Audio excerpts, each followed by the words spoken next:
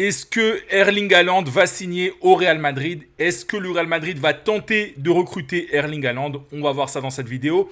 On va aussi parler d'un nouveau milieu de terrain qui serait convoité par Mourinho. Donc voilà, deux grosses informations assez importantes dans cette vidéo. Donc voilà, on va passer un bon petit moment ensemble.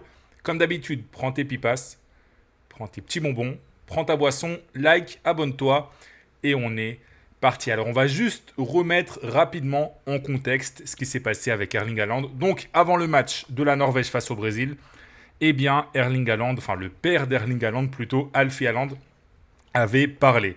Il avait dit peut-être il y a toujours une chance dans le football, donc une chance de partir. Il y a de grands clubs en Espagne, personne ne sait, mais il est heureux en Angleterre pour l'instant. Ensuite, le journaliste lui a posé une question sur le Real Madrid. Il a dit tout le monde rêve de jouer au Real Madrid et de remporter la Ligue des Champions. Donc, le père d'Erling Haaland a tout simplement confirmé que son fils aimerait bien jouer au Real Madrid. Alors, c'est pas si nouveau que ça fait déjà des années qu'on parle d'un intérêt de Erling Haaland pour la Liga, voilà, que ce soit le Real Madrid ou le Barça. Et là, c'est encore confirmé. Et là, évidemment, c'est intéressant parce que c'est en pleine Coupe du Monde. On sait que Pérez, il aime beaucoup recruter les joueurs qui brillent à la Coupe du Monde. Et surtout, c'est juste avant un mercato où le Real Madrid va continuer de recruter, où le Real Madrid lance un nouveau cycle.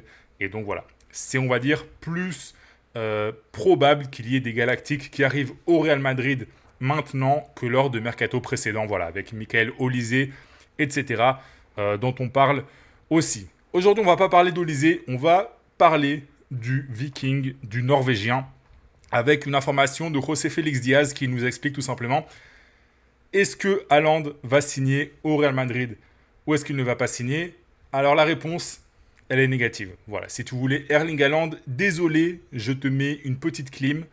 Erling Haaland ne devrait pas signer au Real Madrid cet été, malgré les déclarations de son père. Donc José Félix Diaz, tu connais si tu suis ma chaîne, voilà, c'est un journaliste très fiable, proche de Florentino Pérez et qui est rédacteur en chef du journal AS et de temps en temps il parle aussi dans certains podcasts, certaines chaînes YouTube. Et là, il a parlé avec Ruben Martin, qui est un autre journaliste. Donc, ce qu'il nous dit, José Félix Diaz, je vais citer ses propos. J'ai parlé avec le président du Borussia Dortmund lors des élections du Real Madrid, donc il y a quelques semaines, et il m'a dit que Haaland aime le Real Madrid et que un jour il jouera au Real Madrid. Mais ce temps-là n'est pas encore venu. Ce sera soit l'été prochain, soit celui d'après. Donc 2028, si mes calculs sont bons. Voilà, je ne suis pas naze en mathématiques, mais bon, parfois.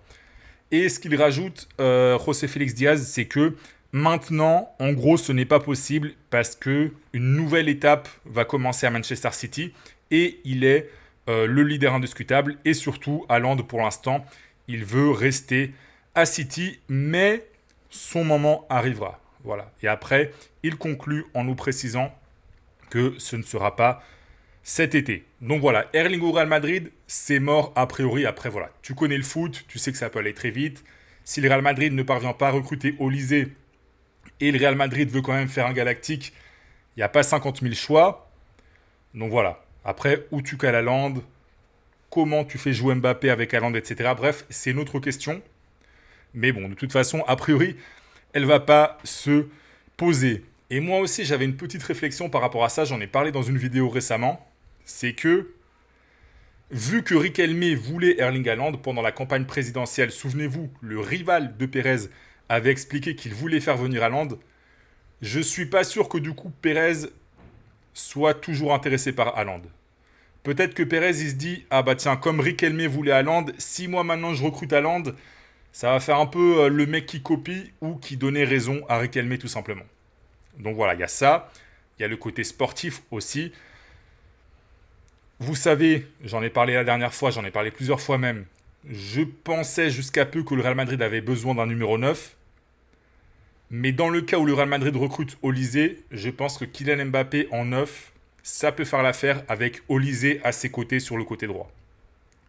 C'est-à-dire que si j'ai le choix entre le duo Mbappé en pointe et Olise à droite et le duo Haaland en pointe et Mbappé sur un côté, je choisis le premier duo composé des deux Français, qui est a priori plus complémentaire et qui va permettre d'exploiter du mieux les qualités de chacun.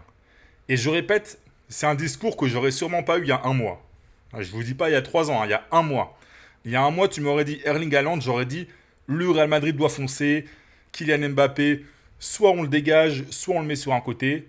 Mais là, j'ai changé d'avis, en partie à cause de ce que je vois à la Coupe du Monde et aussi à cause d'autres petites informations qui sont sorties concernant le système de jeu de Mourinho qui va être finalement assez similaire à celui de Didier Deschamps avec les Bleus, puisque ça parle d'un 4-2-3-1 et l'arrivée de certains joueurs comme Bernardo Silva, Bellingham qui visiblement va jouer plus proche de la surface, plus proche du but. Donc là aussi, c'est une arme offensive supplémentaire, on va dire, vu qu'on va voir le Bellingham de l'Angleterre et pas le Bellingham qu'on a vu cette saison. Donc ça va aussi être un joueur offensif supplémentaire qui pourrait aussi un peu se transformer en numéro 9. Hein. Vous m'avez compris.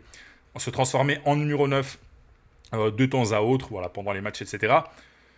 Donc voilà, Erling Haaland, comme le dit José Félix Diaz, eh bien, ce n'est pas le moment. Qu'est-ce qu'il faudrait pour que ce soit le moment ? Eh bien, il faudrait le départ d'un gros joueur. Et là, vous savez qu'il y a l'affaire Vinicius Junior. Vinicius Junior, il ne prolonge toujours pas. J'ai fait 2 vidéos ces derniers jours sur cette histoire. L'été prochain, c'est fort possible que dans la construction de l'équipe, eh bien, Pérez, José Ángel Sánchez et tout, ils doivent composer sans Vinicius Junior. Et là, effectivement, sans Vinicius Junior, tu peux te dire, Kylian Mbappé repasse côté gauche, et là, on fait venir un grand numéro 9. Donc là, évidemment, ça aurait plus de sens. Et Olysée sera peut-être déjà sur le côté droit, on ne sait pas. Mais là, ça aurait du sens. Là, cet été, c'est vrai que, bon, ce ne serait pas super cohérent d'un point de vue sportif. Et je répète, je pense qu'Olysée serait un choix plus intelligent. Donc voilà, donne-moi ton avis sur Haaland en commentaire. Est-ce que tu penses que le Real Madrid doit foncer sur Haaland ? Est-ce que tu préfères Olysée ? Est-ce que tu penses que potentiellement le Real Madrid serait meilleur avec Haaland qu'avec Mbappé en pointe ? Bref, tu peux me dire en commentaire. Et on va passer au dossier suivant. Voilà, dans cette vidéo, il n'y a que 2 informations, mais ce sont 2 informations quand même assez intéressantes. Nicolo Schira, qui est un journaliste italien. Alors Nicolo Schira, pour être tout à fait honnête, à la base, c'était un mec qui n'était pas forcément super fiable, d'accord ? Il y a quelques années, voilà, c'était un peu un mec insider, parfois un petit peu bidon, etc. Mais dernièrement, il sort quand même des informations intéressantes. Et là, il nous parle de Scott McTominay. C'est un joueur que Mourinho apprécie. Voilà, il l'a connu à Manchester United et il a demandé au Real Madrid de voir s'il y avait moyen, si c'était possible de recruter McTominay. Voilà, en tout cas de prendre des informations. Mais bon, s'il prend des informations, c'est évidemment en vue d'un transfert. Hein. C'est pas pour savoir si la mamie de McTominay va bien ou si les dirigeants du Naples sont contents, etc. Bref, vous avez compris. Pour l'instant, il n'y a pas encore eu d'offre, mais c'est une information très intéressante. Alors, McTominay, personnellement, j'avais quand même un a priori assez négatif sur lui, notamment à cause de son passage à Manchester United, où c'était un peu typiquement le milieu de terrain britannique, un peu bourrin, pas forcément super doué balle au pied, que tu mets au milieu un peu pour casser, etc. Mais visiblement, à Naples, c'est devenu un autre joueur. Alors, je ne regarde pas beaucoup la Serie A, mais effectivement, les gens qui suivent ce championnat parlent de McTominay comme d'un joueur qui a beaucoup progressé sur le plan technique, dans la lecture du jeu, dans le QI foot, etc. Donc, c'est potentiellement un joueur qui pourrait correspondre au profil dont a besoin le Real Madrid, même si, bon, est-ce que c'est vraiment un joueur si créatif que ça ? Je ne sais pas, donc tu pourras me dire, toi, en commentaire. Voilà, moi, tu sais que quand je ne connais pas, je préfère le dire plutôt que d'inventer ou de faire l'expert et de raconter n'importe quoi. Donc voilà, McTominay, c'est un joueur que j'ai pratiquement pas vu jouer ces dernières saisons, donc je ne veux pas te raconter n'importe quoi. Mais si je me fie aux avis des gens qui ont suivi, c'est un joueur qui a beaucoup progressé, mais est-ce que c'est un milieu de terrain pour le Real Madrid ? Je ne suis pas convaincu. Voilà, moi, vous savez, mon avis, je l'ai déjà donné plusieurs fois. Enzo Fernandez, voilà. Et c'est pas parce que je porte un maillot de l'Argentine, c'est tout simplement parce que je pense que c'est le meilleur choix, quitte à devoir payer beaucoup d'argent. Mais bon, voilà, le Real Madrid a fait un communiqué Enzo Fernandez, c'est mort. Je pense aussi que le Real Madrid a besoin d'un joueur expérimenté. Donc là, McTominay, effectivement, pourrait correspondre. Voilà, il a joué dans des grands clubs, il connaît la pression, etc. Plutôt que des joueurs comme Bouhaddi ou Keith Smith, qui sont des joueurs plutôt pour le moyen-long terme, d'accord? Qui sont des joueurs qui, certes, ont un potentiel, mais ne t'apportent pas, effectivement, énormément de garanties quant à un rendement immédiat. McTominay, lui, comme Enzo Fernandez, pourrait l'apporter.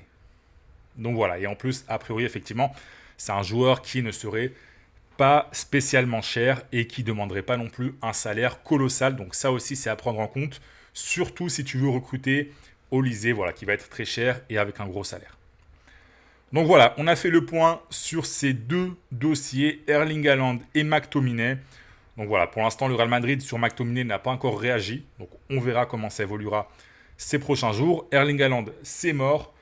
Donc voilà, donne-moi ton avis sur tout ce dont on vient de parler en commentaire. Like, abonne-toi, active la petite cloche, c'est très important pour avoir les notifications des vidéos et pouvoir les voir en temps et en heure. Voilà, parce que des fois, vous regardez les vidéos 3-4 jours après, les vidéos, elles sont parfois obsolètes. Voilà, vu que le joueur dont je parlais, finalement, il a peut-être signé dans un autre club. Bref, activez la cloche de notification. S'il vous plaît, je suis à genoux.